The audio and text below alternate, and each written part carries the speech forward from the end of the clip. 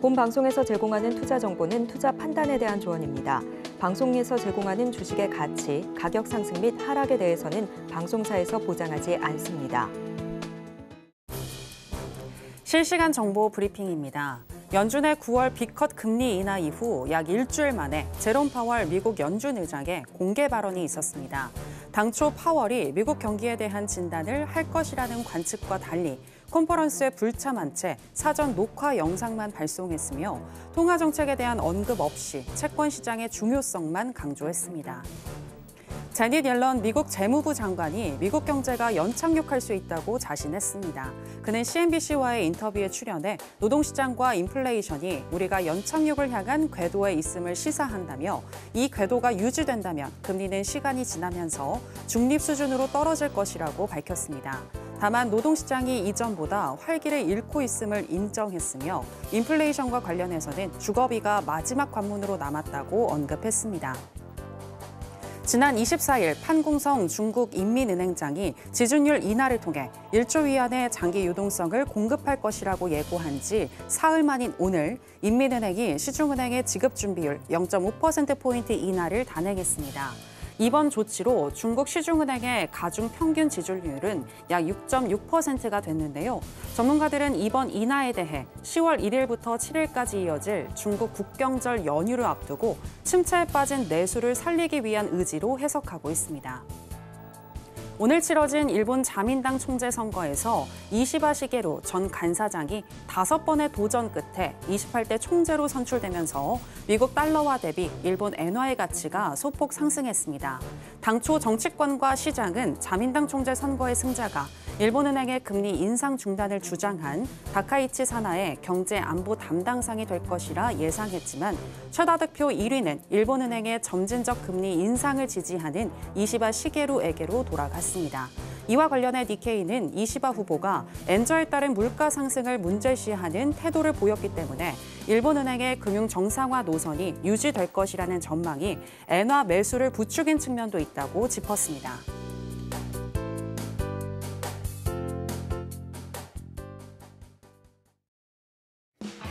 지금은 해선시대. 여러분 안녕하세요. 해외 선물 상황을 가장 빠르게 알려드리는 시간 해선시대 정유현입니다. 어제 미국 시장은 견조한 경제 지표가 발표되면서 연착륙에 대한 기대감이 더 올라갔고 또 마이크론의 호실적이 기술주를 견인하면서 주요 3대 지수 모두 상승으로 마감을 했습니다. 그리고 오늘은 인플레이율을 확인할 수 있는 개인 소비 지출 PCE 지표가 발표가 됐는데요. 전월 대비 헤드라인 PCE와 그리고 근원 PCE 모두 시장 예상치를 하회하는 등 잘 나왔습니다. 이로 인해서 현재 시장의 B컷 기대감은 조금 더 올라간 상태인데요. 하지만 나스닥 선물의 반응은 그리 화끈하지 않습니다. 현재 보합권에서 움직이는 모습 이어지고 있는데요. 어떻게 해석을 하고 우리는 어떤 매매 전략 짜야 할지 저희 해선시대가 짚어드리겠습니다. 일단 오늘 뉴욕의 3대 지수 상승으로 출발했습니다. 그럼 본격적인 시작 전에 주요 경제지표 일정부터 만나보고 오시죠. 해선시대 주요 경제지표 일정입니다. 미국 상무부가 연준이 선호하는 물가지표, 개인 소비지출 물가, PCE를 발표했습니다. 8월 헤드라인 물가 상승률은 전년 동월 대비 2.2%, 전월 대비로는 0.1%로 전년과 전월 모두 예측치보다 0.1%포인트 낮게 나왔습니다.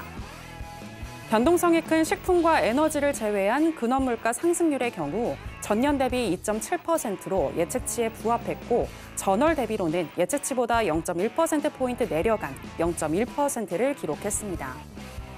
개인 지출 증가폭은 예측치와 이전치보다 낮은 수준인 0.2%로 확인됐고 도매 재고는 0.2% 증가하며 예측치에 부합했습니다.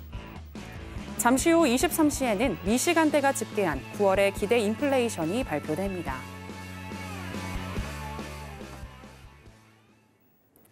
네, 주요 경제지표 일정 만나보고 오셨고요. 한 주의 마지막인 금요일 어떤 마스터와 함께하는지 먼저 화면으로 보시겠습니다.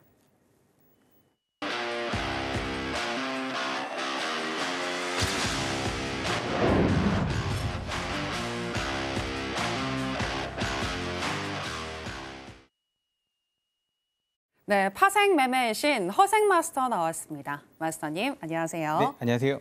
네, 시청자 여러분들께도 인사 부탁드립니다. 네, 시청자 여러분 안녕하세요. 반갑습니다. 허생입니다. 자, 뭐 시장이 혼미스럽습니다. 뭐 중국이 갑자기 막 널뛰고 나스닥도 널뛰는데 어제 보면 고점에서 저점까지 또 내리기도 하고 또 다시 올리죠. 예, 그 기준도 없고 뭐 어디에 초점을 맞춰야 될지도 모르는데 오늘 이제 각종 지표들이 나오는데 반응이 하는 지표가 있고 안 하는 지표가 있습니다. 예, 그런 부분들하고 또 이제 9월 마감하고 10월 어떻게 또 펼쳐질지 그 내용들, 그 기준들 오늘 한꺼번에 함께 잡아드리도록 하겠습니다. 잠시 후에 뵙도록 하겠습니다. 네, 9월도 거의 마감이 되고 있는데요. 9월 어떻게 마무리를 하고 또 10월에는 우리가 어떤 전략을 짜야 할지 오늘 허생 마스터님이 짚어주실 거고요. 그리고 오늘 또 정말 중요한 이 인플레이율을 알 수 있는 PC 지표가 발표됐는데 이와 관련해서 현재 시장의 반응과 그리고 어떤 전략 가져가야 할지도 마스터님이 짚어주실 겁니다. 끝까지 함께해 주시길 바라겠고요. 시간 관계상 다 이야기 못하시는 분들은 방송 이후에 또 허생 마스터님과 함께하실 수 있는 방법 지금 하단에 나가고 있으니까 참고해 주시기 바랍니다. 자, 그럼 이제 해선시대 본격적으로 시작해 보겠습니다. 먼저 나스닥 선물의 현재 시세와 더불어서 이슈 체크해 보겠습니다.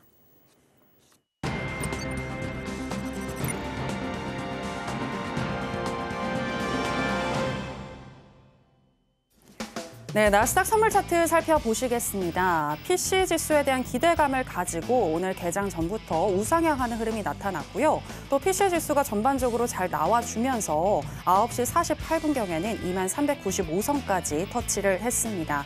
그리고 개장 이후에는 우하향한 흐름이 나타나면서 10시 37분경에는 2310선까지 떨어졌고요. 현재는 약 보합권인 0.15% 정도 하락한 2319선 지나가고 있습니다. 자, 그러면 나스닥 이슈도 한번 체크해 보도록 하겠습니다. 네, 오늘 발표된 개인 소비 지출 PC 지수에 대해서 이야기를 나눠볼까 하는데요. 오늘 발표 이후부터 정말 많은 사람들의 이목이 집중됐던 지표입니다. 일단 PC란 개인 소비 지출을 뜻하는 것으로 연준이 말하는 목표 인플레이율 2% 달성에서 기준이 되는 지수가 바로 PC입니다. 연준은 소비자 행태 변화를 반영하는 PC 지수가 CPI보다 더 정확한 물가 정보를 제공한다고 보고 있고요. 이번 8월에 PC 지수가 중요한 이유는 9월 FOMC에서 연준이 B컷 금리 인하를 단행한 가운데 연준의 판단에 정당성을 부여할 수 있는 자료로 활용이 될 수가 있고요. 또 연준이 11월에 추가적으로 25bp를 인하할지 50bp를 인하할지 이 부분에 대해서도 또 힌트를 줄 수 있는 지수이기 때문에 중요하게 인식이 됐습니다. 앞서 시장은 이번 8월에 헤드라인 PC가 전년 대비 2.3%, 전월 대비 0.2% 상승할 것으로 봤는데 전년 대비 2.2% 그리고 전월 대비 0.1%로 둘 다 예상치를 하회했고요. 또 근원 PC는 전년 대비 2.7% 상승할 것으로 봤는데 시장 예상치에 부합을 하는 수치였습니다. 자, 그럼 관련해서 이야기 나눠보도록 하겠습니다. 네, 마선이 오늘 네. PC 지표가 발표됐는데 전반적으로 어떻게 보셨나요? 그냥 뭐 본전치기 했다 이 정도로 보고 있습니다.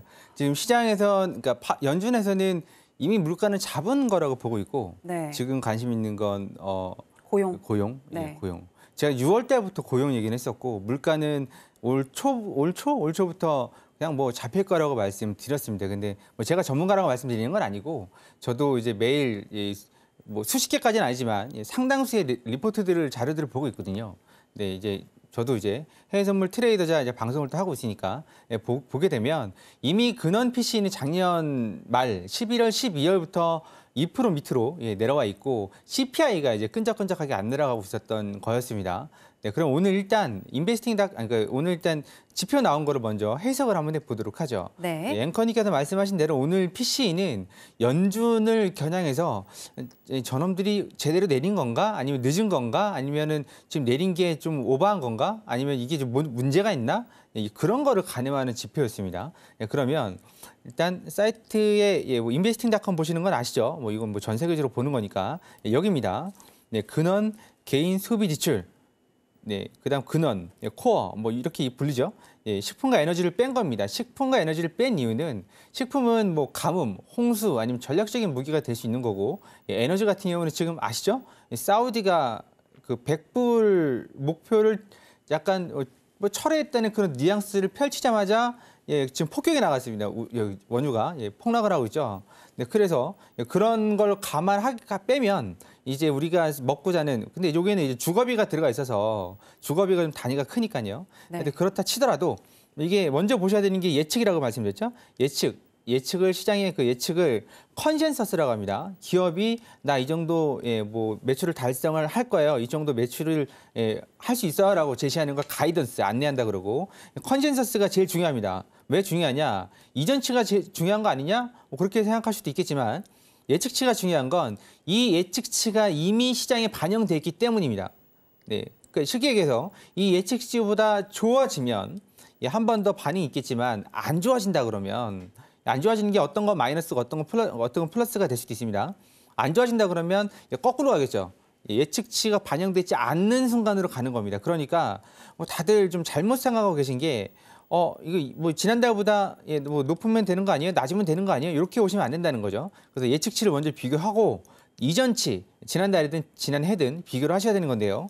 그럼 보면 본전치겠죠? 예측치, 뭐 지난달에 비해서 약간 변동은 있었지만 예측치를 반영한 겁니다. 이미 시장은 2.7이 나올 줄 알고 움직였던 거예요. 그러니까 뭐 별로 변동이 없는 거죠. 하나 예상이 좀 빗나갔던 건 이게 뭐 지난달 대비해서는 내렸죠. 네. 근데 이게 한 달 보는 건 의미가 없어요. 왜냐하면 이게 어쩔 때는 이게 먼스잖아요. 이게 앞에 게 먼스입니다. 지난달.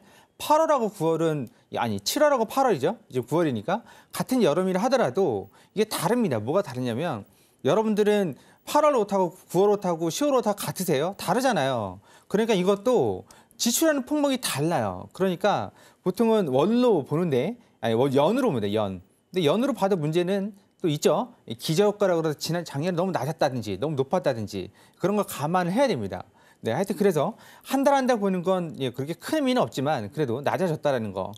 그러면 개인 소비 지출은 어떻게 되느냐? 이것도 똑같습니다. 식품과 에너지를 포함한다 하더라도 여기 이렇게 돼 있죠. 네, 여기에 그냥 쏘쏘합니다. 쏘쏘해요. 그래서 뭐 별 반응이 없었다. 그러면 연준은 그럼 뭘 지금 생각을 하고 있느냐? 중요한 건 여기 뒤에 있습니다. 뭐가 중요하냐면 소득과 지출입니다. 미국은 GDP 3분의 2가 지출로 이루어져 있고 이 미국의 GDP는 전 세계 20% 정도를 차지하고 있습니다. 미국하고 중국하고 합하면 한 40에서 50% 사이가 되죠. 어마어마하죠. 우리나라 땅덩어리보다 한 100배가 크고 우리나라 인구보다 7배가 많고 우리나라 소득, 개인 소득보다는 최하 2배 이상이 높은 미국인데 이 GDP가 차지하는 비중이 엄청납니다. 그러면 일단은 이거를 보셔야 됩니다. 이거는 이제 숨은 키워드죠. 지출이 줄었어요. 그리고 소득도 줄었습니다. 소득이 줄었다는 얘기는 미국은 주 단위로 급여를 정산합니다. 우리나라가 달라요. 렌트비도 주 단위로 내고 뭐 차 할부비도 주 단위로 냅니다. 네, 그래서 현금을 좀 만지죠. 미국에 한번 결제 한번 해보셨어요? 저 한번 결제했다가 엄청나게 싸운 적 있습니다. 카드사하고 한 달 걸려 취소하는데 저는 카드사가 설마 뭐 BC 카드 막 우리 카드 그런 카드사가 사기를 치진 않겠죠. 근데 이 미국에 뭘 하나 결제하고 취소를 하는데 한 달이 걸리더라고요. 보고서 와 우리나라가 좋은 나라구나. 우리나라 거기 가면 다 혈압으로 쓰러지겠구나. 그런 생각도 했습니다. 하여튼 뭐 안경 맞추는데도 한 달 걸린다 그러죠. 이 안경 하나 맞추는데 최소 2주, 한 달이 걸린답니다. 그래서 미국의 유명한 연예인이 한국 와서 안경 하나 맞추는데 우리나라는 얼마 걸리죠? 아니 30분? 20분? 그래서 이거 안경 알이 있는 건지 만져봤다고 합니다. 우스꽝스러운 얘기였고. 하여튼 소득과 지출 이게 줄어들면 무슨 일이 발생하죠? 중국과 같은 디플레이션 현상이 발생을 합니다. 그러면 연준이 늦은 거죠. 네, 그러면 일단 근원 개인 소비 지출 한번 볼까요, 먼저? 제가 미리 찍어놨습니다. 여기가 유선으로 좀 잘 안 되는 부분이 있으니까 개인 소비 지출 보도록 하죠. 개인 소비 지출은 이미 여기 보시면 여기가 2% 구간이거든요. 아니 3%. 마지노선 3% 구간인데 여기를 언제 통과했냐면 2023년 말에 통과를 했습니다. 그래서 지금 이 영역에 있는 거죠. 이게 무슨 얘기냐면 우리가 봤던 금리 인상이 뭐였죠? 물가를 잡기 위해서 시중에 돈을 빨아들이기 위해서 시중에 있는 물가 상승률보다 금리를 더 높게 잡아야 물가를 찍어 누를 수 있다는 얘기죠. 네, 그 자세한 얘기는 뭐 여기서 다 해드릴 수 없으니까. 그러면 언제 멈추는 거냐면 피봇. 우리는 피봇이라고 그러는데 파월은 재조정이라고 말했었죠. 네, 우리는 피봇을 언제 보는 거냐면 물가 상승률이 금리 밑으로 내려가기 시작할 때 금리 인하를 고려하는 겁니다. 그럼 지금 한참 됐죠? 거의 1년 가까이 됐습니다. 이때가 언제냐면 여기 보시면 2023년 10월이죠. 10월 3.4 그리고 11월 2.9 실제가 나와 있으니까 네. 그러면 2.9로 내려가면서부터 얘기가 달라지는 거죠. 그리고 지금 쭉 이제 이 상황에서 머문 겁니다. CPI가 안 내려가서 그런 거지. 이미 금리는 미리 내렸어야 됐을지도 몰라요. 네. 그런 것들을 반영하니까 지금 보시면 여기에 소비 지출이 줄어든다 그러면 결국은 소비 지출이 줄어든다 그러면 뭘 의미하는 거죠? 네. 미국의 GDP가 낮아진다. 그리고 또 기업들이 실적이 나빠진다. 또 그 실적이 나빠지니까 해고가 일어난다. 해고가 일어나니까 개인이 또 돈이 모자라진다. 쓸 돈이. 그렇게 계속 악순환이 되는 겁니다. 그럼 여기 숨어 있는 게 하나 더 있습니다. 작년에도 말씀드렸던 건데 이 도매 재고. 도매 재고도 중요합니다. 지금 별은 하나지만 전반적인 흐름을 본다 그러면 도매 재고를 클릭을 해보면 이걸 클릭을 해보면 네, 여기 나오죠? 여기 아이고 뭐야. 네, 누를게요. 도매 재고를 누르면 도매 재고에서는 네, 보셔야 될 게 있습니다. 뭐냐면 이게 도매 재고가 많이 남아 있다. 그 얘기는 뭐죠? 상품이 안 팔린다. 아니면 상품이 잘 팔린다. 그 구별할 수 있는 건데 가장 큰 문제가 있습니다. 도매 재고가 마이너스로 돼 있다면 뭐죠? 재고가 없다. 네, 이 얘기는 상품이 불티나게 팔려나가고 있다로 해석을 할 수 있는 거죠. 네, 거꾸로 해석할 수도 있습니다. 안 팔리니까 재고가 없다. 근데 재고가 없다고 해서 마이너스로 유지하지는 않거든요. 네, 쌓이면 쌓였지. 그럼 이렇게 쌓인다는 얘기는 결국 안 팔린다고 봐야 되는 거고 이렇게 밑으로 깔린다 그러면 잘 팔린다고 봐야 됩니다. 그러면 도매 재고가 늘어나면 늘어날수록 뭐죠? 안 팔리고 있다. 네, 그렇게 보셔야 되는 거죠. 그러면 경기 안 좋네. 주가만 좋은 거죠. 주가만 나홀로 좋다고 넘어가고 있는 겁니다. 그럼 경기가 도매 재고가 이게 늘어나는지 줄어나는지도 보셔야 되는 거죠. 근데 우리는 해석은 해드렸어요. 그러니까 결국은 파월이라보다 그 FOMC가 금리를 내린 건 시기까지는 모르겠지만 적절한 선택이었다. 뭐라고 그러죠? 보험적으로, 선제적으로 우리가 지금 뭐 문제 있어서 내리는 거 아니야. 근데 향후 문제가 생길지도 모르니까 예방적인 차원에서 내리는 거야 라고 몇 번을 강조를 했었죠. 그래서 피봇이라고 안 하고 재조정이라고 파월 딴에는 계속 얘기한 겁니다. 한마디로 자기 손아귀에 이번 시스템이 다 있다고 그렇게 확신하고 얘기했던 거죠. 그럼 우리가 계속 의심했던 게 있습니다. 야, 늦은 거 아니야? 야, 지금 좀 문제 있는 거 아니야? 그런데 지표들이 지금 보여주고 있죠. 그렇게 큰 문제는 없었어. 네, 그리고 조금 디스인플레이션으로 가고 있는데 문제가 있을 수도 있으니까 지금 내린 걸로 보여라고 해서 연준이 지금 정책을 행한 거에 대해서 상당 부분 뒷배를 지금 제공하고 있는 겁니다. 결국은 지금 당장 B컷은 문제가 안 된다라고 해석을 할 수 있는 거죠. 이거 방금 나왔고 저는 지금 방금 해석을 해드리고 있는 겁니다. 그럼 다음번에는요. CME 패드워치를 보시면 이게 현재죠. 이게 현재입니다. 이 자리가 현재고 네, 그리고 위에가 25bp, 위에가 50bp인데 하루 전날 바뀌었죠? 하루 전날은 25bp가 50%, 네, 25bp가 0.25%가 50.7%, 50bp가 49.3% 지금 바뀌었죠. 한마디로 50bp, B컷에 또 무게를 두고 있다는 얘기죠. 다음에도. 네, 이게 왜 그러냐? 지금 데이터들 계속 보시면 데이터들이 한참 잘 나갈 때가 좀 다릅니다. 소강 상태. 그러면 지금 중국이 돈을 풀었다고 돈을 풀 예정이라고 난리가 났잖아요. 항생 지수가 한 며칠 사이에 몇 프로가 올랐지? 한 3,000틱 올랐습니다. 3,000틱이라 그러면 어마어마무시한 거거든요. 그럼 중국이 지금까지 금리를 못 내렸던 돈을 못 풀었던 건 뭐가 문제가 있었죠? 미국이 금리를 안 내리니까 중국이 뭘 할 수가 없는 거죠.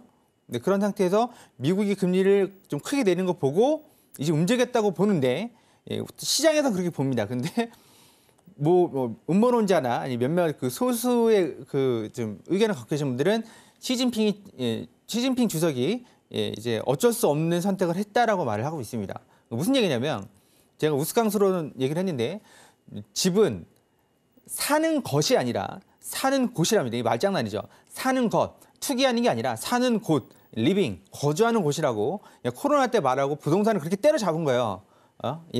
그래서 중국이 지금 경제가 속된 말로 맛이 갔죠. 한참 됐습니다. 맛이 간지. 근데 지금에 와서 중국에서는 집 사면 야 니네 필요한 만큼 대출해 줄게. 야, 금리 더 내려줄게. 2주택 구매하면 야 그럼 금리 더 낮춰줄게. 예, 두주택, 그러니까 2자녀 이상 되면 예전에는 무서워서 막 숨어 다녔거든요. 등록도 못했어요, 주민등록. 한 10년, 20년, 15년 전? 지금은요, 이제 2자녀 나오면 뭐 집도 싸게 줄게. 지금 그러고 있습니다, 이제 와서. 네, 그러니까 인구가, 그리고 중국은 지금 초과 저축률, 저축하는 수준이 40% 이상이 저축을 하고 있어요. 그러면 돈은 누가 쓰죠? 있는 사람만 쓰고 있습니다. 네, 지금 중국은 소비가 안 돼요. 돈이 안 돌아요. 그래서 지금 돈 쓰라고 헬리콥터, 미국처럼 돈을 그냥 퍼줍니다. 이번에 아마 10월 달에 돈 퍼줄 거예요. 예, 극빈층만 퍼줄지 잘 사는 쪽도 퍼줄지는 모르겠지만 돈을 쓰라고 집에 갖다 줄 겁니다, 그냥. 예, 그렇지 않으면 중국이 휘청거리죠. 휘청거린 지 오래됐습니다. 그러니까 그럼 전 세계 그 경제가 절뚝발이로 갈 수밖에 없는 거고, 절름발이로 갈 수밖에 없는 거고, 미국이 했던 거 그대로 지금 따라하는 거죠. 미국이 통장에 돈을 꽂아줬는데 중국은 통장에 없는 사람도 많아요. 그러니까 현금을 주겠죠. 네, 그 돈을 쓰라고. 아까 앵커님께서 말씀하신 그건 돈을 푼다는 게 그 은행에서 돈 가져가세요가 아니라 그냥 돈을 그냥 갖다 꽂아주는 겁니다. 쓰라고. 제발 쓰라고. 네. 왜 안 쓸까요? 미래가 불투명하니까. 예, 그리고 몇 달씩 막 감금돼 있었던 경우도 있었죠. 예, 그 우리 코로나 때 지금 미쳤나 저게 가능한가 싶었는데 들어가는 건데도 나오는 건 안 냈던 그런 시기도 있었고, 네, 홍콩 또 뭐 말 많다고 또 뭐 한 것도 있었고, 그러니까 시진핑이 3년 임하면서 좀 막아놓은 게 되게 많이 있습니다. 근데 이번에는 만약 이거 안 하면은 폭동이라도 일어날 것 같으니까 결국은 하긴 합니다. 중국 경기가 살아난다 그러면 아주 기가 막힌 현상이 벌어지는 거죠. 뭐가 벌어지냐면 금리가 낮아져요. 기업 활동하는데 좋겠죠? 그런데 인플레이션이 걱정이 돼. 그런데 중국이 저가의 물건을 공급해주네? 그러면 소비가 또 살아날 수 있겠지. 그러면 인플레이션 올라가지도 않을 거고, 그럼 기업 활동도 장려가 될 거고, 단 하나 이제 첨단 장비들이 중국에 못 들어간다는 거 빼고는 경기를 회복하고 경기를 받쳐주는 요소들은 완벽하게 짜여지는 거죠. 그렇게 된다 그러면 기업이 또 투자를 할 수 있게끔 자본을 또 이제 대주고 빌려주고 하니까 또 금리도 낮은 거죠. 네, 그래서 미국 경기는 지난 시간에서 말씀드렸습니다. 경기 침체로 가고 있다고 말하는 쪽도 있지만 향후 2년 안에 경기 침체가 올 확률이 15%도 안 된다고 하는 쪽도 있습니다. 어느 쪽이 맞을지는 몰라요. 시간이 지나봐야 아는 거지만. 근데 지금 데이터를 본다 그러면 뭐 실물 경기를 얘기하시는 분들은 야, 뭐 안 팔리고 막 그러는데 이게 되겠어? 하겠지만 주식시장을 보는 입장에서는 실물 경기를 선행하죠. 그 입장에서는 주식 더 갈 것 같아. 그럼 실물 경기도 더 간다는 얘기야. 버티는 게 아니라 더 나아진다는 얘기야. 금리를 낮추면. 이게 팽팽하게 대립하고 있습니다. 근데 제가 이걸 다 정리하고 결론을 내릴 때 드리는 말씀이 뭐죠? 우리는 주식하는 사람이 아닙니다. 예. 주식을 하면 탑다운 방식이죠. 거시 경제를 보고 개별 종목을 선택을 해야 되는 거지만 우리는 딱 나스닥 지수, S&P 지수, 다우 지수 딱 3개 하거든요. 지수는. 예. 그러면 우리가 3개를 하는데 어떤 분은 나스닥을 좋아하고 어떤 분은 S&P를 좋아하고 갈리죠. 티값이 다르고. 우리가 해야 될 건 뭐죠? 분위기 파악을 했으면 이제 트레이딩만 잘하면 되는 거죠. 트레이딩을 잘하기 위해서는 분위기 파악에 꽂혀 있으면 안 돼요. 막 여기에 꽂혀 있으면 미국 경기가 좋을 거야. 그러면 떨어질 때마다 매수를 해야 돼. 네, 그렇게 생각하고 있으면 안 되고 우리는 순간순간 차트를 보시면서 방향성을 좀 연구를 하셔야 됩니다. 네, 그러려면 뭐 일목이 마스터 3일 과정도 있고 여러분들이 잘 아시는 이평선을 보셔도 되는 거고 볼린저 밴드도 보셔도 되는 겁니다. 분위기는 설명해 드렸습니다. 무료 공개 방송 오시면 이런 내용들 또 종합해서 차트 분석까지 또 설명해 드리도록 하겠습니다. 일단 이렇게 해서 마무리하도록 하겠습니다. 네, PC 지수 같은 경우에는 MOM보다는 YOY로 살펴보시는 게 좋겠고 오늘 발표된 PC 지수에 대해서는 시장의 예상치와 비교했을 때 서프라이즈한 것은 없었고 전반적으로 쏘쏘했다라고 평가를 해주셨습니다. 그리고 개인의 또 소비와 지출 등 오늘 또 나온 경제 지표들을 통해서 현재 시장의 B컷에 대한 기대감이 올라간 배경에 대해서도 짚어주셨는데요. 그렇다면 오늘장 또 어떤 전략 가지고 가야 할지 알아보도록 하겠습니다. 마스터님 팻말 준비해 주시고요. 하나, 둘, 셋, 빠밤. 네, 매수 사인 주셨습니다. 네. 네, 오늘 같은 경우에는 지금 강보합, 약보합 지금 좁게 등락을 오르락 내리락 하는 그런 분위기인데 네, 지금 바로 매수인가요? 아니죠. 그러면 그건 아니고 네, 떨어질 때마다 매수입니다. 떨어질 때마다. 차트 잠깐 볼게요, 우리. 네, 차트 보면 지금 5일 이평선 여기 보시면 제가 지난주에 선 그어놓은 거 있습니다. 지난주에 이 라인을 넘어가기 위해서는 이 라인 직전 고점 라인이죠. 이 라인을 넘어가기 위해서는 뭔가 이벤트가 필요하다 그랬는데 그 이벤트를 누가 제공해 줬죠? 중국하고 마이크론이 제공을 해줬습니다. 네, 그래서 올라가고 있습니다. 그러면 지금 현재 장세를 보면 스타일을 봐야죠. 패턴을 보면 이게 빨간색이 512평선입니다. 512평선을 타고 올라가고 있습니다. 그러면 지금도 이거 512평선 안 닿은 거 아니야? 그렇게 소심하게 생각하시면 안 되고 네, 소심하게 생각하시면 안 되고 이게 주가가 올라가면 512평선 따라 올라가서 맞춰집니다. 그런 경우 많이 보셨죠? 네, 그래서 일단 내려올 때마다 매수를 보시는 게 훨씬 더 유리한 상황이고 아직까지 꺾일 생각은 없으니까 그러면 방법은 두 가지입니다. 뭐냐면 일목균형표를 보시면서 네, 앞자리 구름이죠. 앞자리 구름을 참고하시고 기준선과 전환선의 움직임을 보시고 참고하실 수도 있고 아니면 추세선을 그으시면서 이렇게 대응을 하셔도 되는 겁니다. 추세선을 그으시면서 대응을 하셔도 되는 거고 지금 보시면 이렇게 움직임이 수렴 형태로 가고 있죠. 또 어디론가 갈 겁니다. 그리고 오늘 움직임은 최근에 며칠 동안 아주 그 환상적인 움직임을 보여줬죠. 고점에서 저점까지, 저점에서 고점까지 왔다 갔다 네, 보여줬기 때문에 오늘은 좀 진정하는 모습을 보여줄 것 같고 다음 주가 또 얘기가 다릅니다. 다음 주 또 활발하게 움직일 수 있죠. 다음 주 첫째 주 뭐죠? 고용 위크죠.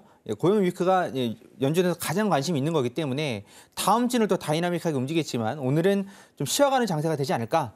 그래서 내려올 때마다 매수를 추세선대로 받으시든가 아니면 일목균형표대로 이제 좀 대응해서 로직대로 받으시든가 일목균형표는 일목의 마스터 3일 과정 통해서 마스터하시면 충분히 따라갈 수 있습니다. 그런 부분 참고하시면서 매수하시면 좋을 것 같습니다. 이렇게 해서 마치겠습니다. 네, 오늘은 쉬어가는 장세가 될 가능성이 높고 내려올 때마다 매수 사인 들어주셨습니다. 자, 이렇게 나스닥 전략 정리해 보도록 하겠고요. 자, 그리고 금요일마다 오는 기회이죠. 또 허생 마스터님이 잘 알고 계시는 비트코인에 대한 전망도 살펴보도록 하겠습니다.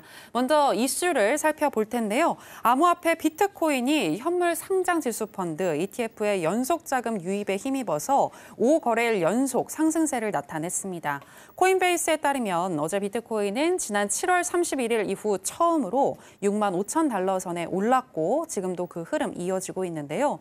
이달 초 5만 달러까지 위협을 받기도 했지만 연준의 비컷 이후 비트코인 그리고 비트코인 ETF에 대한 투자 심리도 개선되는 분위기였습니다. 그런 가운데 전문가들은 오늘 PC 지수가 비트코인 시세에 영향을 줄 것이라는 분석도 내놓았는데요. 향후 비트코인의 전망 이야기 나눠보겠습니다. 네, 오늘 PC 지수 발표 이후에 비트코인 또 상승하는 흐름이 나타난 것 같은데 추후에 더 오를까요? 네.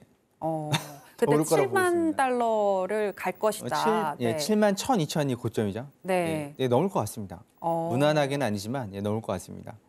그게 이제 대선 전이냐 후냐 이제 그게 문제가 될 것 같고 네. 차트를 잠깐 볼까요, 우리 말로 하면 좀 애매하니까 지난주에 말씀드렸는 게 5만 8천에 누가 팔아요라고 해서 말씀드렸고 이 자리죠. 5만 8천에 누가 팔아요. 근데 5만 8천을 넘어가면 6만 3천, 6만 5천, 6만 8천이라 말씀드렸고 6만 5천에서 지금 왔다 갔다 하다가 이제 넘어가죠. 넘어갑니다. 그러면 6만 8천 이 자리죠. 이 자리에 걸립니다. 그리고 7만 2천이죠. 그렇게 되는데 넌 그렇게 뭘 보고 판단하냐? 이게 추세선이라는 겁니다. 추세선.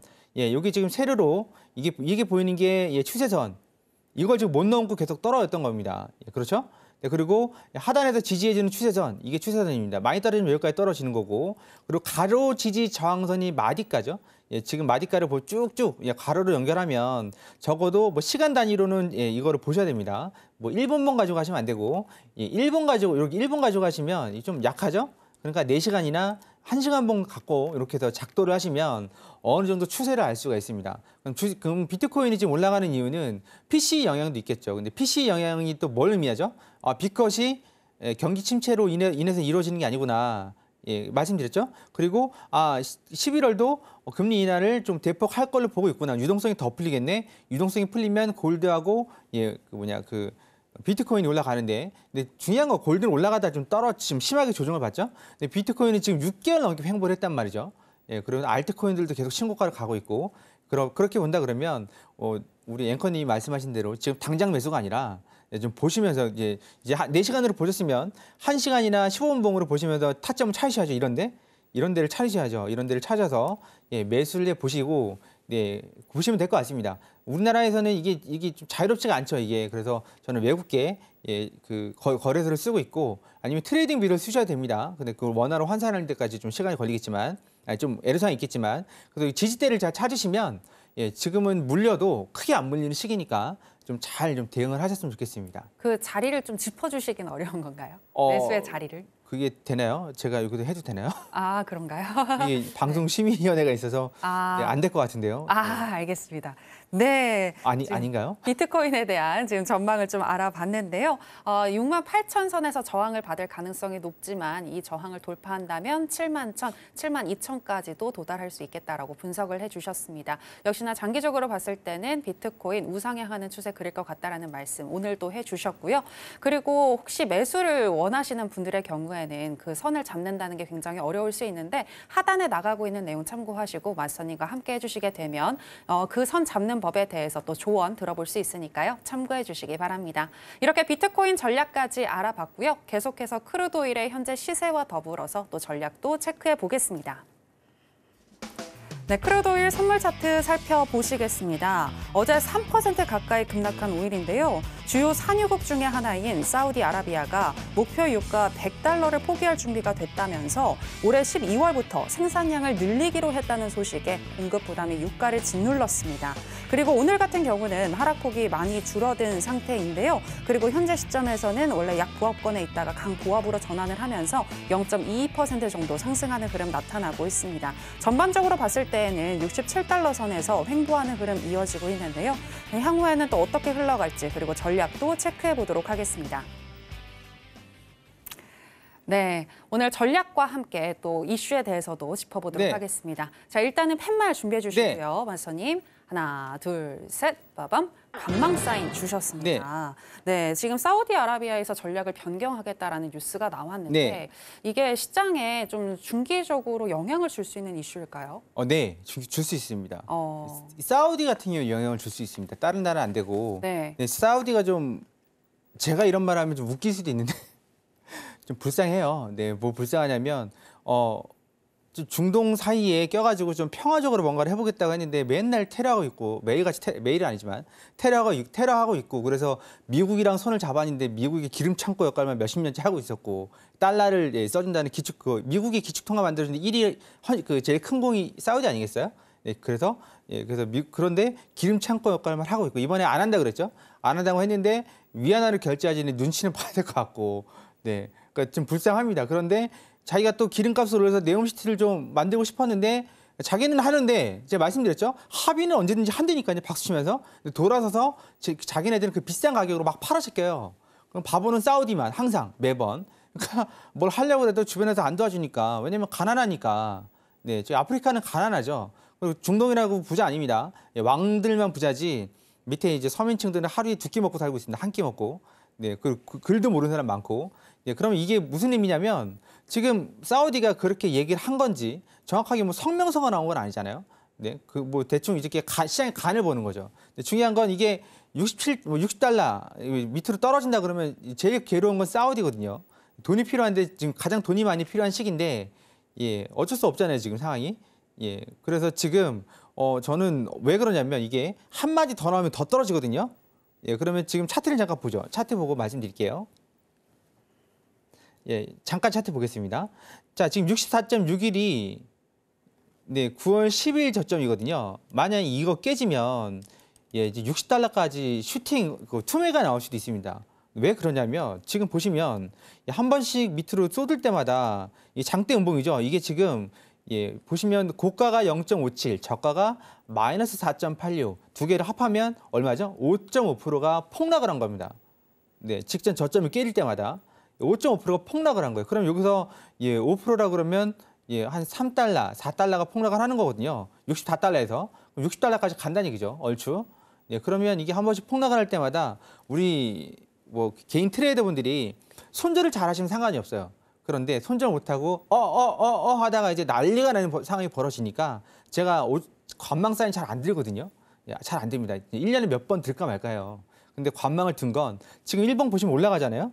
네, 이제 다시 올라가는 것 같다. 이제 그때 이제 사람 잡는 거거든요. 한 번씩 당해보신 분들 알 거예요. 올라가는 척 하다가 갑자기 밑으로 내리꽂아요. 그러면 나는 이제껏 계속 몇 시간째 올라가는 거 봤거든. 근데 갑자기 내리꽂아요. 조정일 거야. 조정일 거야. 조정일 거야. 조정일 거야. 예, 그러다 이제 그거 하죠. 네, 그럼 적어도 일봉상에서 양봉 하나는 보고서 매수를 봐도 늦지는 않습니다. 어제 밑으로 엄청 뺐는데 오늘 그걸 다 말아 올린다. 지금 지수는 그게 가능한데 고일은 악재가 많죠. 악재가 많아서 그게 안 되니까 하려면 차라리 매도가 낫습니다. 매수보다는. 네, 바닥 아닐까요? 바닥은 아닌 것 같습니다. 왜냐하면 좀 중동 사태가 진정이 돼야 되는데 진정이 안 되니까 여기서 좀 오일은 조심스럽게 접근하시는 게 좋을 것 같습니다. 특히 오버나잇은 하지 마시고요. 네, 주말 사이에 무슨 일이 벌어질지 모르니까 네, 오일은 이렇게 해서 마시도록 하겠습니다. 네, 오일 같은 경우에는 현재 악재가 많은 상황이기 때문에 지금 좀 진입을 하고 싶다라고 하시는 분들은 매수보다는 매도로 접근하시는 게 좋겠다라고 이야기를 해주셨습니다. 그리고 64.61달러 저점이 깨지게 되면 60달러까지 투매가 나올 수 있다는 점도 짚어주셨습니다.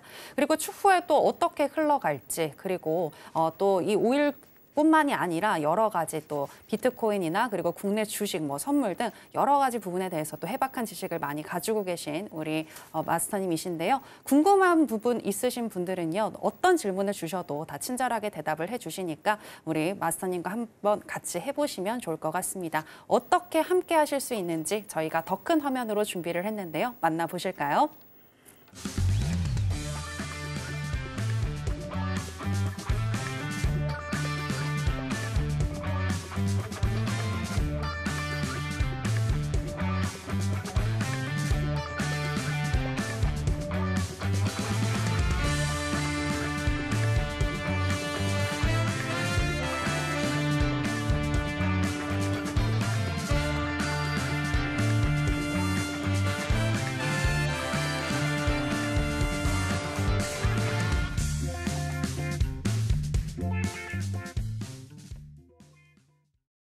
네, 허생 마스터님과 함께 하실 수 있는 방법 만나보고 오셨고요. 이번에는 허생 마스터님만의 노하우를 들어보도록 하겠습니다.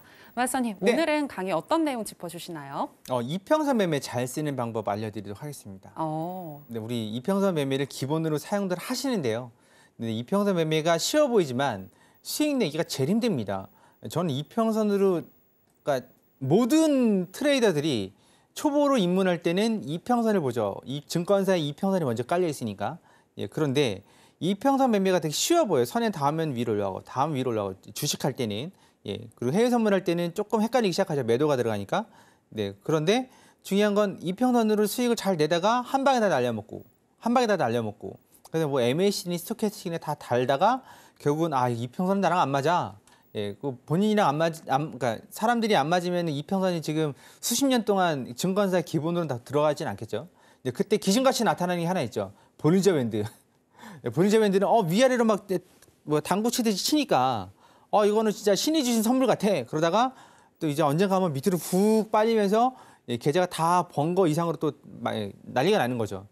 그런 과정을 다 거칩니다. 누구나 다. 누구나 다 그런 과정 거치지 않으면 한 번쯤은 겪거든요. 최소. 한 번 이상 겪죠, 다들. 그러면 지금 만약에 그렇게 해서 100만 원 손실이 난다면 나중에 영자가 하나씩 더 붙습니다. 1000만 원 막 1억이 되고. 그리고 나서 뭔가 좀 신박한 거, 좀 체계적인 거 찾다가 일목균형표를 보고 이건 아니야. 그럼 버립니다. 왜냐면 선들이 하도 많으니까 이게 뭐지? 이건 뭐지? 하다가 머리 아파. 그 다시 이평선으로 갔다가 왔다 갔다 합니다. 그러면 이제 일목이가 좋고 또 볼린저 밴드도 괜찮다. 계속 말씀드리죠. 보조지표는 거의 뭐 천재들이 만들어낸 거라고 보시면 됩니다. 수학자, 통계학자, 뭐 경제학자 이런 사람들이 노벨상 받으신 분도 많아요. 네, 근데 그게 이 보조지표가 맞네 안 맞네라고 뭐라고 말하는 그 자체가 속된 말로 무식한 거죠. 네, 무식한 겁니다. 이게 본인은 지표 하나 개발이든 둘째치고 숟가락도 못 얹으면서 그게 맞네 안 맞네 얘기하는 건 아닌 거죠. 그럼 내가 이거를 잘 사용할 수 있느냐 없느냐 그 차이인 거고, 잘 사용할 수 있으면 난 이거보다 이게 좋다라고 말하는 게 맞는 거지. 이게 뭐 보조지표는 후행성이니 안 맞네 어쨌든 그거 다 무식한 겁니다. 본인이 만들지도 못하는 걸 천재들이 만들어냈으니까 우리는 잘 사용해야 되겠죠. 그러면 천재들이 만드는 보조지표를 가지고 우리는 MACD, 스토캐스틱을 가지고 어떻게 하면 이평선을 오늘은 그러니까 뭐 일목이가 좋다 해도 나는 죽어도 이평선 쓸래요. 목에 칼이 들어와도 제가 칼을 디딜 수 없는 거 아니겠습니까? 이평선을 잘 쓰시는 방법 안내를 해드리도록 하겠습니다. 자, 이평선 왼쪽하고 오른쪽이 좀 달라요. 뭐가 다르냐면 왼쪽은 520 우리가 가장 많이 쓰죠. 한국인들이 가장 많이 쓰는 게 520입니다. 5이평선, 22평선. 그럼 외국에서는요 10, 60 이평선을 많이 씁니다. 그 이유는 설명드렸죠. 하단에 있는 MACD 기준선이 62평선, 네, 그리고 여기 있는 시그널선이 12평선. 그래서 이걸 많이 씁니다. 그런데 우리나라는 네, 520을 제일 많이 써요. 50도 아니고 520이에요. 네, 50은 뭐 이거 매매를 할 수가 없죠. 딱딱 붙어 다니니까. 예, 그런데 여기다가 62평선 하나를 추가하는 게 좋다고 말씀드렸죠. 다 좋은데 그럼 이 추가라도 하세요. 예, 왜냐하면 추세라는 건 이제 왼쪽 오른쪽 잘 보실게요. 이게 검은색이 52평선, 예, 주황색이 22평선, 여기는 녹색이 62평선입니다. 잘 보면 이게 여기서 출렁출렁출렁이다가 가는데 이게 이때 왜 안 가고? 보세요. 이때 왜 안 가고 왜 이때 가지? 네, 그 이유가 궁금하지 않으세요? 62평선 설치하면 여기는 아직 62평선이 넘어오지도 않았죠? 이 이평선들이 캔들이 넘어오는 게 아닙니다. 이평선이 넘어야 돼. 이평선. 근데 여기서는 이평선이 넘어왔죠? 62평선을 넘어오면서 뭐가 되죠? 짝 5, 20, 60 딱 펼쳐지잖아요. 부채꼴처럼. 이게 정배열이죠. 그러면 이 하단에서 봤을 때 밑에 뭐죠? 예, MACD 영선을 통과하죠. 여기가. 예, 통과하는 자리입니다. 여기 이 자리가 60. 네, 그리고 여기가 10. 그러니까 통과하는 자리죠. 이 자리가 이렇게 되는 거죠. 네, 이렇게 되는 건데 또 62평선도 안 까세요. 뭐 하라면 안 깔어 막. 안 깔어. 그러면 우리들이 62평선 하나 깔면 편한데 그거 안 깔고 뭘 깔죠? MACD. 예, 그것도 뭘 깔죠? 스토키스틱. 어디서 보신 거 있어가지고 네, 과열, 침체 막 이런 구간, 과매도 구간 노린다 하다가 이제 또 박살이 나죠. 박살이 납니다. 보시면 여기서 내가 매수 받다가 물리죠? 이런 데서 물립니다. 이런 데서. 네, 그러니까 또 이건 아닌갑다. 그렇진 않습니다. 그러면 이제 이거를 네, 보시고 어떻게 쓰는지 안내를 하겠습니다. 자, MACD는 일단은 MACD 이 가운데 선이 62평선이라고 말씀드렸습니다. 62평선. 그리고 우리가 여기서 매수 매도를 할 게 아닙니다. 골든 크로스를 매수 매도 해봤자 되지도 않는 경우가 많아요. 네, 차라리 이거에서 계좌 박살 나니니 하지 마시고 자, 62평선을 기준으로 네, 이게 올라올 때 시그널과 MACD 선과 시그널 선이 올라올 때가 최적의 여기 딱 보시죠. 정배를 딱 만들어지는 거. 그리고 날아가죠. 네. 그럼 매도에서는요. MACD 기준선 기준으로 MACD 선과 시그널 선이 62평선 그러니까 기준선 밑으로 내려올 때 뭐가 일어나죠? 딱 역배열이 일어나죠. 밑에가 5, 위에가 20, 위가 60. 이건 거꾸로 되고 이게 역배열, 이게 정배열. 딱 보기에도 좋잖아요. 네. 그런데 여기에서 이때 하나 조건이 받쳐지면 급락이 나옵니다. 급락이 뭐냐면 스토캐스틱이 매수 입장에서는 과매수권으로 진입을 할 때입니다. 나올 때가 아니라 진입을 할 때. 이때가 힘이 가장 셉니다. 거꾸로도 마찬가지로 과매도권으로 진입할 때 매수와 매도를 들어가시면 화끈하게 수익을 낼 수가 있습니다. 내가 여기서 잔잔바리로 속된 말로 매수하다가 털리지 마시고 네, 여기서 들어갈까 말까 고민하다가 내려가니까 따라 탔는데 올라가니까 손절하고 매수 갈아타고 내려가니까 매도 치지 마시고 가만히 보고 계시다가 네, 독수리가 그 짐승을 낚는 것처럼 딱 이제 화장실 다 다녀오세요. MACD가 하루아침에 1초 만에 위로 솟구치지는 않으니까 서서히 올라가고 서서히 내려가잖아요. 그러면 이제 올라올 때쯤 되면 자리 잡고 확실히 다 통과가 됐을 때 네, 그때 들어가시면 됩니다. 그러면 이런 구간대로 문제가 안 돼요. 지나고 나서 보니까 뭐 문제가 안 되는 거지만 근데 문제가 되는 건 이런 구간이죠. 네, 왔다 갔다 합니다. 그럼 이런 구간에서 왔다 갔다 할 줄은 누가 어떻게 알았겠습니까? 그렇지 않아요? 시간이 지나니까 다 말을 갖다 붙여서 우리가 알 수 있는 거지. 만약에 이 차트를 시간을 되돌려서 우리가 여기까지만 진행이 됐다고 봅시다. 여기까지만 진행이 됐다고 보면 몰라요. 그거는 진짜 어디까지 그게 될지는. 그러니까 우리가 다 필요 없고 말씀드렸죠. MACD가 영선 위로 올라갈 때는 그러니까 스토캐스틱 입장에서는 과매수권으로 진입을 할 때 그리고 MACD 밑으로 MACD과 스토캐스틱이 내려올 때는 뭐라고요? 스토캐스틱이 과매도권으로 진입을 할 때 그때 들어가시면 됩니다. 네, 별다른 것도 없습니다. 그때 들어가시면 됩니다. 네, 그럼 다음 차트 한번 보도록 해보죠. 이거는 내가 이거 앞서서 이게 120틱이거든요. 120틱 차트, 뭐 3분봉이든 120틱 차트든 그런데 240틱으로 좀 확정을 해서 봐야 될 때도 있습니다. 제가 뭐라고 말씀드렸죠? 120틱만 보지 마시고 240틱, 480틱, 900틱도 함께 보세요. 라고 말씀드렸습니다. 그러면 이 말은 3분봉만 보지 마시고 5분봉, 뭐 10분봉, 뭐 30분봉, 1시간분, 60분봉도 보세요라는 말하고 똑같거든요. 예, 무슨 얘기냐면 앞서서 배웠어요. 이제 막 수익을 내고 있는데 어느 날 갑자기 뭐가 안 됩니다. 뭐가 안 되는데 뭐가 안 되냐면 허생이 네가 말한 대로 여기서 나는 MACD 위로 올라갈 때 매수를 했어. 네, 그리고 여기서 난 경별로 펼쳐질 줄 알았어. 근데 안 하고 내려가더라. 이거 뭐 잘못된 건가? 라고 말씀하실 수 있습니다. 예, 그 말이 틀린 말은 아니나. 근데 제가 드리고 싶은 말씀은 우리 축구 천재 손흥민 선수가 출전할 때마다 골을 넣나요? 아니거든요. 예, 뭐 매번 나가서 뭐 어시스트 도움을 주나요? 아니거든요. 네, 그러면 뭐 다들 똑같죠? 근데 왜 우리는 해외 선물하면서 이게 정배열이 나면 무조건 수익을 줘야 되나요? 그런 법이 어딨나요? 네, 그러면 왜 안 되는지를 찾아야죠. 이거 될 수도 있고 안 될 수도 있어. 그럼 누가 하겠습니까? 네, 안 되는 이유는 있습니다. 왜 안 되냐면 이 3분봉, 2분봉, 120T 이런 거에서 여기 올라갔다 떨어졌잖아요. 이럴 수 있어요, 충분히. 예, 그러면 왜 그러냐면 이보다 큰 차트, 얘는 지금 2배가 커진 거잖아요. 그러면 240T 차트, 한 5분봉 된다고 보면 여기서 반 정도가 되는 겁니다. 이 구간이에요. 이 구간입니다. 그런데 여기에서 보시면 여기는 올라갔죠? 네, 그런데 오른쪽을 보시면 택도 없죠. 60평도 올라오지 못했어요. 그러니까 작은 차트에서는 잔 물결로, 잔 파동으로 그 올라갔다 내려갔다 하면서 진입을 하려고 하고 있지만 큰 물결에서는 얼음도 없는 거죠. 한마디로 1톤짜리 냉수를, 그러니까 찬물을 뭐 한 컵으로 뜨거운 물로 데핀다고 생각하시면 안 되는 거죠. 네, 어느 정도 비중도 맞아야 되고 다 맞아야 되는 거죠. 결론적으로 따져보면 큰 차트도 함께 보셔야 된다. 근데 여기서 작은 게 올라갔으면 그다음 뭐죠? 그다음 게 올라가야 되고 또 그다음 게 올라가야 되고 빠질 때도 똑같겠죠? 네, 이렇게 보시면 이평선 매매는 훨씬 쉽습니다. 네, 그리고 가능하면 큰 차트 쓰시고 그러면 너는 이평선을 뭐 강조하는 거냐? 그건 아닙니다. 우리가 이게 있잖아요. 플랜 ABC가 잘 맞습니다. 잘 맞고 일목이 3일 마스터 과정이 있습니다. 여기 오시면 이평선뿐만 아니라 여러 가지 대비에 대해서 다 설명을 드리고 있습니다. 그리고 일목이로 매매할 수 있는 건 플랜 ABC죠.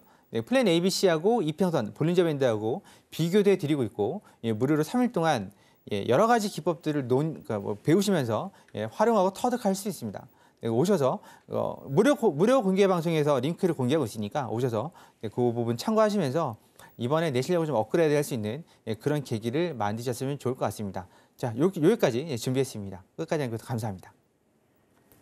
네, 다들 매매하실 때 이평선 많이 살펴보실 것 같은데요. 올바르게 이평선을 활용하는 방법에 대해서 얘기를 해주셨습니다. 일단은 60일 이평선 추가를 꼭 해주시고 MACD와 또 스토캐스틱 이 보조지표를 활용하자라고 얘기를 해주셨는데요. 실전에 적용시키고 싶다 하시는 분들은 하단에 나가고 있는 내용 참고하셔서 허생 마스터님과 함께 해보시기 바랍니다. 아쉽지만 마스터님하고는 여기서 인사 나누도록 할게요. 마스터님 오늘 고맙습니다. 네, 감사합니다. 네, 저희가 오늘 무슨 이야기를 나눴는지 오늘의 핵심으로 정리해 보겠습니다. 해선시대의 오늘의 핵심입니다. 먼저 나스닥 같은 경우에는 오늘은 쉬어가는 흐름을 보일 거라고 얘기해 주셨고요. 일목구름대 모양을 확인해 가면서 눌림 줄 때마다 매수 사인 주셨습니다. 비트코인의 경우에는 유동성 공급에 따라 골드와 함께 상승 중이라고 분석을 해주셨고 68,000달러 저항 확인 후에 매수 사인 말씀하셨습니다. 그리고 추후 71,000에서 72,000달러 도달 가능하다고 분석해 주셨습니다. 크루드오일도 짚어주셨는데요. 이스라엘과 리비아 전쟁 속에 중동의 실질적인 리더인 사우디아라비아의 증산설까지 나오면서 하락 가능성이 커지는 중이라고 분석해 주셨습니다. 9월 10일에 저점 64.61달러 이탈 시 투매가 나오면서 60달러까지도 도달 가능하다고 분석해 주셨습니다. 그리고 오늘 같은 경우에는 최소한 일봉, 양봉 하나는 보고 매수 진입해야 하는데 매수보다는 매도, 그리고 매도보다는 관망하자라고 하셨고요. 오버나잇은 절대 금지라고 신신당부하셨습니다. 네, 오늘의 핵심 살펴보고 오셨고요. 저희가 방송에서 전해드리는 내용은 투자 판단에 대한 조언일 뿐 해당 상품의 가치나 수익률을 보장하진 않습니다. 그리고 서울경제TV와 해선시대는 자본시장 통합법을 준수하고 있습니다. 1:1 투자 상담, 유사 수신 행위 등 모든 불법 사항을 엄중히 금지하고 있으니 이 부분 유의해 주시기 바랍니다. 저희가 준비한 내용은 여기까지입니다. 함께해 주신 여러분 고맙습니다.